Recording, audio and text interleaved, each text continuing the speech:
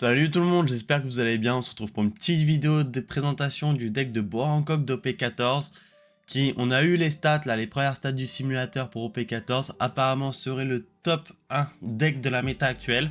Donc on va voir ce que ça donne. Je vais vous faire une petite présentation de la decklist aussi. Et c'est parti. Alors déjà pour commencer, le leader Bois Hancock, qu'est-ce qu'il fait ce leader? Ce leader déjà il est couleur bleu et jaune. Bleu on va jouer sur la draw principalement. Et jaune, on va jouer sur les effets de point de vie ou de trigger. L'effet de Bois Hancock, deux effets. Premier effet, dès qu'elle a une donne attachée, si un de ses Kuja, Pirate ou Amazon Lily meurt durant le tour adverse, dans ce cas-là, l'adversaire perd un point de vie. Pas un dégât, mais un point de vie. Distinction à faire, importante. Deuxième effet, dès lors qu'on invoque un caractère durant le tour adverse, on va draw 1. Comment est-ce qu'on va faire pour invoquer lors du tour adverse? Et bien tout simplement grâce à nos triggers. Et ça va être là, la decklist de ce deck, ça va être de jouer sur quand même des bons triggers, réussir à placer ces bons triggers et mettre une pression permanente sur l'adversaire. Savoir quand il doit nous attaquer, pas nous attaquer, et que potentiellement il va y avoir un trigger qui va lui arriver en pleine face. Et ça va lui faire mal. Alors déjà, pour cette petite decklist, on va quand même jouer principalement avec des cartes d'OP14. Quelques petites exceptions.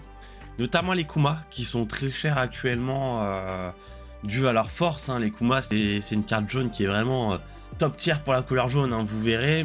Donc celle-ci il faudra peut-être penser à la remplacer pour ceux qui l'ont pas. Si vous venez de commencer le TCG, ça vaut pas le coup pour vous je pense d'acheter 4 Kuma, ça va vous coûter beaucoup trop cher. Vaut mieux partir sur d'autres options. Je vais vous proposer d'autres options plus tard dans la vidéo en espérant que ça vous remplace bien l'effet de Kuma. Donc pour commencer, la petite pudding coste 4. Alors ça, cette carte, dites-vous que c'est une carte qu'on met dans tous les decks bleus. Dès qu'on va avoir l'opportunité de jouer bleu, on va mettre cette carte. Car cette carte est très simple. Pour 4 cost, counter plus 1000, on va avoir un effet on play où si on va mélanger la main adverse avec son deck. Donc il remet sa main dans son deck. Ensuite il mélange son deck et il repioche 5 cartes. Donc là on a deux effets très importants sur cette carte. S'il a plus de 5 cartes, ça revient à lui enlever des cartes. Et si il a 5 cartes, enfin peu importe son nombre de cartes, on va lui mélanger sa main. Donc c'est-à-dire qu'il a fait beaucoup de chercheurs à aller chercher ses cartes. On sait qu'il a des cartes importantes pour son deck qui vont nous embêter. On peut lui dire tiens, renvoie-les dans ton deck, il va falloir que tu les repioches. Donc ça c'est très simple, c'est un effet tout simple mais très fort dans tous les decks bleus qui est à jouer. Ensuite, deuxième carte un peu chère du deck, très clairement. Ensuite, deuxième carte un peu chère du deck, très clairement, c'est la Bois Hancock du ST17. Donc le ST17, c'est le starter deck de Doflamingo. Dedans, vous en avez deux. C'est des SR, mais en soi, ça se trouve que dans le starter deck.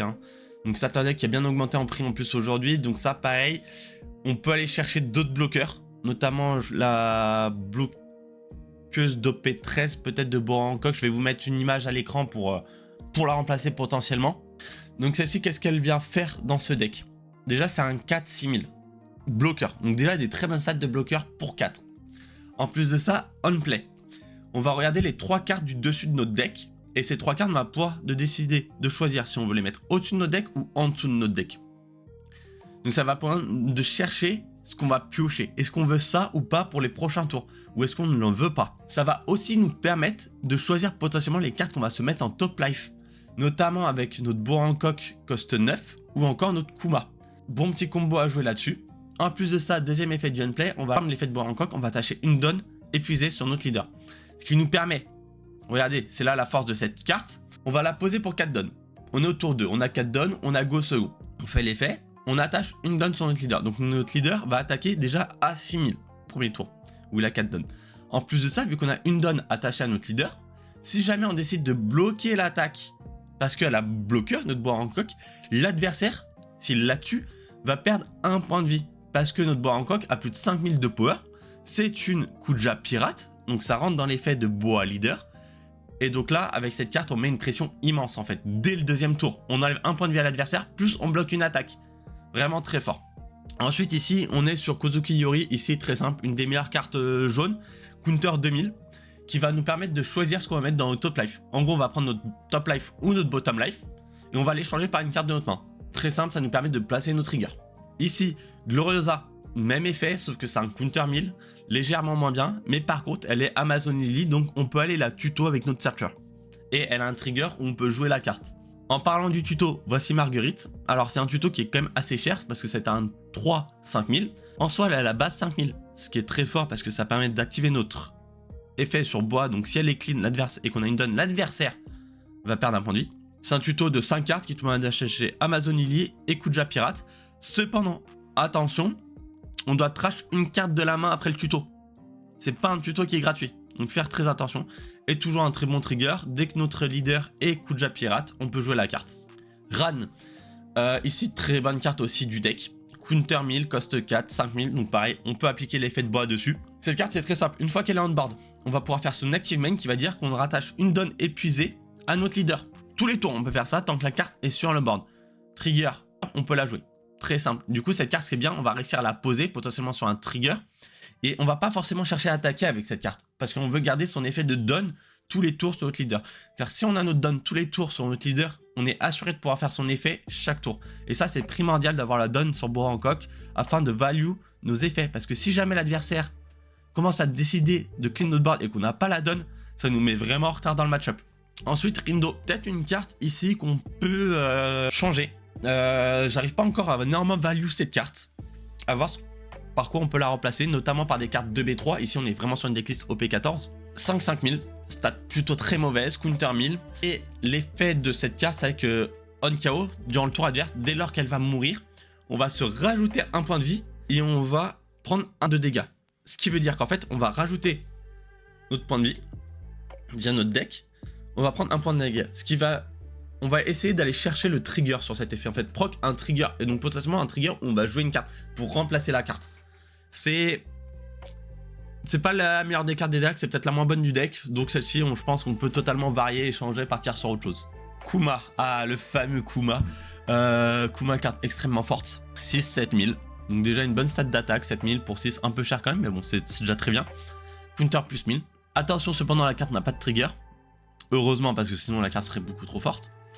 On play, on va trash une carte de notre main. En échange, on va prendre notre carte du dessus de nos decks et la mettre en haut de nos points de vie. On va poser Kuma, on va gagner un point de vie en échange d'avoir trash une carte. Premier effet, très simple, fort, efficace. Et deuxième effet, le on KO. On KO, on va faire la même chose. On va prendre, sauf qu'on n'aura pas besoin de trash, on va prendre la top carte de notre deck et la mettre en point de vie. Donc Kuma, pour 6 costs, il peut nous rajouter jusqu'à 2 points de vie. C'est monstrueux, surtout que d'autant plus, c'est que 7000 de power. Donc l'adversaire, il n'a pas envie de laisser une 7000 de power sur le board. Parce que 7000, qu'est-ce que ça veut dire? Ça veut dire potentiellement, si je face leader chaque tour avec Kuma, c'est 3000 de counter pour défendre. 3000 de counter, c'est minimum 2 cartes. C'est trop fort. Parce que même un event, sauf si l'event est plus 4000, il peut pas. C'est trop fort cette carte. Les Gorgon Sisters, pareil, une des meilleures cartes de deck. Counter 2000, 6000, 5000. Des stats qui en soient d'attaque qui sont désastreuses. Mais on ne va jamais attaquer avec cette carte. Ce qu'on veut faire, c'est son active main. Active main qui dit on va montrer 3 cartes de notre main. Ces 3 cartes, ça va être des Amazon Lily ou des Kuja Pirate. Donc faire attention à bien toujours en avoir 3 dans la main. En échange, on va pouvoir attacher une donne épuisée chacun de nos bodies sur le board, ainsi que notre leader. Donc en fait, on va pouvoir value toutes nos donnes épuisées grâce à cette carte. Elle nous donne un avantage de tempo qui est ouf. Même si elle coûte très cher. Vu qu'elle coûte très cher, qu'est-ce qu'on va faire sur cette carte? On va utiliser son effet trigger. Trigger qui nous dit, et si notre leader est Kuja Pirate, on joue cette carte. De qu'est-ce qu'on va essayer de faire? On va essayer d'avoir notre Kuzuki Yori ou encore notre Gloriosa. On va choisir de mettre notre Gorgon Sister en top life. L'adversaire tape, on prend le point de vie, on place les Gorgon Sisters sur le board. Et là, elle reste là toute la game, on n'attaque jamais. Et on a leur effet tous les tours, c'est monstrueux. Ici, petite Shaku Yaku. Counter 2000, toujours très bien. 6, 5000, pareil, des stats pas folle.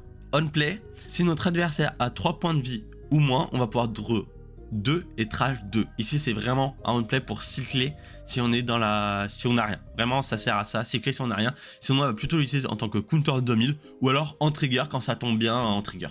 Ici, autre carte extrêmement forte qui sera jouée sûrement dans plein de decks jaunes. Silver Riley. Silver Riley nous dit quoi? Que si notre leader est multicouleur, qu'il a 3 points de vie ou moins, l'adversaire a 3 points de vie ou moins, alors on peut KO un base 7000 ou moins. C'est super fort pour un cost 6. C'est très fort parce que souvent les cartes avec des on-play qui vont être, enfin pas on-play, active main ou des cartes bloqueurs qui peuvent être très embêtantes, elles sont 7000 de power ou moins. Et surtout, on va pouvoir faire ça sur toutes les cartes qui costent 5 parce qu'on va poser notre rayleigh après le coup du cost 5. La carte a une value de fou.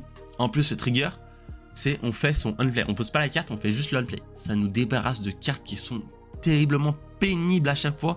Vraiment, cette carte, elle est incroyable. Il faut la play. Et la petite SR. Une carte aussi terriblement forte qui va être jouée dans tous les decks jaunes qui sont Seven Warlord. Cette carte nous dit si notre leader est Seven Warlord, on play, on s'ajoute une vie. Et en plus de ça, on enlève un point de vie à l'adversaire. Et ce point de vie, l'adversaire doit le mettre dans sa main. Il n'y a que ça. En gros, on va faire +1, -1. C'est monstrueux. Et on a toujours 10 000 d'attaque qui est ok pour une 9. Il y a plus, mais s'il y a moins, c'est vraiment des très bonnes stats. C'est une carte qui permet de gagner une tempo et continuer d'aller dans l'agressivité du deck, d'enlever des points de vie sans attaquer l'adversaire. Slave Hero, event défensif, très fort, pour un don. On a un counter +4000 si on remonte un cost 2 ou moins, enfin 2 ou plus de la main. À d'autres forces, cette main. Le fait de remonter une carte, c'est monstrueux parce que ça veut dire que on peut totalement défendre une carte et remonter un counter 2000 qui va nous servir après le counter 2000. Ou alors, on peut carrément, si on veut défendre une carte, mais qu'on sait que le counter +4000 va pas passer, on peut carrément remonter cette carte. Du coup, l'attaque adverse part dans le vent. Cette attaque qui part adverse dans le vent est très forte, notamment contre le leader Zoro vert d'OP12, qui lui a un effet que dès qu'il attaque un body et qu'il a 3 dons, il peut rattaquer le leader adverse. Là, il n'y aura pas d'attaque. Il ne pourra pas faire son effet leader. Donc contre Zoro, c'est pareil, c'est une carte qui est incroyablement forte. Zoro, on le voit moins en OP14, mais on sait jamais, on peut toujours en croiser. Perfum Fémur, carte incroyable. Elle nous dit que si on peut choisir un leader ou un caractère qui est Seven Warlord, dans ce cas-là, pour 2, il gagne 2000 d'attaque. Et en plus de ça, il gagne imbloquable. C'est-à-dire que l'attaque va aller sur le leader quoi qu'il arrive. L'adversaire ne peut pas enlever cette attaque. Il n'y a qu'un seul leader qui peut le faire, c'est Doflamingo par son effet leader. Donc ici, ce qui est bien, c'est que ça va nous permettre de forcer un létal. L'adversaire a 0 points de vie parce qu'on lui a fait perdre tous ses points de vie grâce à notre effet leader ou grâce à notre boa, des choses comme ça. Et là, direct, on lui met sur notre leader ou sur un body, hop, on met nos 10 dons attachés, enfin 8 plus les 2, mais ça revient à du coup 10 dons, 10 000 d'attaque. Et hop, on fait un face 15 000. Et souvent l'adversaire en fin de game, il n'a pas assez de quoi counter 15 000. C'est vraiment très très fort. Ici, on joue l'event d'Enel. Incroyable. Ici, juste en un exemplaire. Le but de cet event, c'est que si jamais on le trigger, que c'est notre dernier point de vie, on prend notre top carte de notre deck, on la met en point de vie. Donc en fait, on perd un point de vie, mais on en remplace un. Ça nous permet de tank une attaque. Très fort. Cependant, sur l'effet trigger, il ne faut pas oublier, on doit trash une carte avec. Donc faire attention à ça. Et c'est aussi toujours un counter +3 qui nous permet de défausser une brique pour gagner 3000 de counter. Donc toujours utile de l'avoir dans la main, on sait jamais. J'espère que la vidéo vous a plu. Je vais faire d'autres vidéos où je vais présenter des gameplays du coup de Boa Hancock. Plutôt que faire sur la même vidéo, je préfère séparer les deux. Comme ça, vous verrez tous les match-ups de Boa Hancock que je vais faire. Le premier, je vous l'annonce, ça sera contre Mihawk. Donc on se retrouve pour la prochaine vidéo et allez, à une prochaine fois.